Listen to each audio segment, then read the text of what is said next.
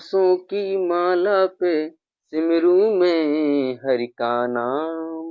मेरे प्रिय छात्रों, अगर हम सबको हरि का नाम जपना है, अगर इस गाने को सिद्ध करना है कि सांसों की माला पे सिमरू में हरि का नाम, तो हमको श्वसन तंत्र के बारे में पता होना चाहिए, क्योंकि जीवित रहने के लिए सांस यानी ऑक्सीजन की आवश्यकता होती है।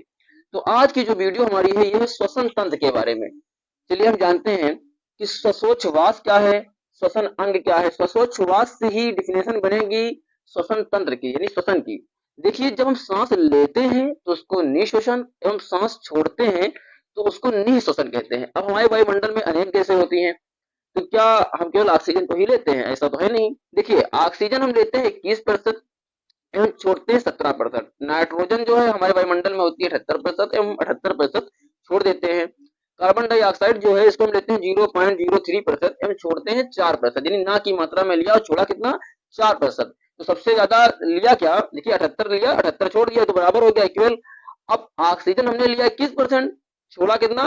4%, सॉरी 17%। कितना छोड़ा? 17% लिया। लेकिन अब कार्बन डाइऑक्साइड हमने लिया 0.03%, छोड़ा कितना? 4% पूरा पूरा।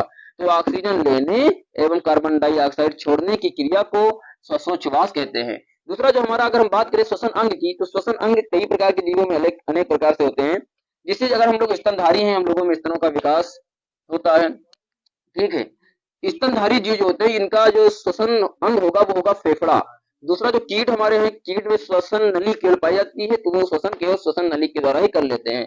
जो जलीय जीव होते हैं वो गिल्स यानी कि क्लोम जिसको बोलते हैं, गिल्स गलफड़े, उनसे श्वसन करते हैं। एवं दूसरा जो हमारा मेढक है, ये त्वचा से भी कर लेगा, टेडपॉल अवस्था में होगा तो ये गिल्स से भी अपना श्वसन कर लेता है, यानी टेडपॉल का मतलब बच्चा। अब हम बात करें अगर श्वसन तंत्र के अंगों की, कि श्वसन कहाँ कहाँ से कैसे कैसे सांस हमारे शरीर में जाती है, तो सबसे पहले जो सांस हमारे शरीर में जाएगी तो नाकों से होकर जाएगी, जिसको बोलेंगे नासा छिद्र। नाक में छेद होते हैं दो, उसको बोलते हैं नासा छिद्र। फिर नासा छिद्र से होने के बाद नासा कपाट से होके, नासा कपाट में क्या होता है? म्यूकस नामक एक पदार्थ पाया जाता है जो कि जीवाणुओं एवं विषाणुओं को नष्ट करने का कार्य करता है। फिर नासा कपाट से जाएगी ग्रसनी में, ग्रसनी है जिसको फेरिक्स बोलते हैं, स्वरतंत्र जिसको लैरिक्स बोलते हैं। अब फेरिक्स में क्या होगा? इसमें इसमें पाचन नहीं होता है भोजन का, पहली बात। तो ग्रसनी के बाद जो हमारा जो सांस जाएगी वो श्वसन तंत्र में जाएगी।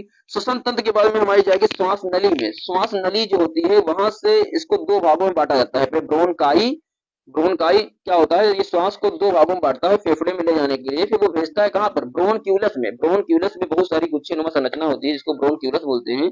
फिर वही ब्रोनक्यूलस जो होता है वो हमारी जो ऑक्सीजन होती है और कार्बन डाइऑक्साइड जो होती है उसको पृथक करने के लिए, अलग करने के लिए भेजती है वायु कोष्ठक में। देखिए, जिस जिस ब्लड में हमारा ऑक्सीजन मिला होगा, ऑक्सीजन पाया जाता है, वो शुद्ध रक्त कहलाता है, एवं जिसमें ऑक्सीजन नहीं मिला होगा वो अशुद्ध रक्त कहलाएगा।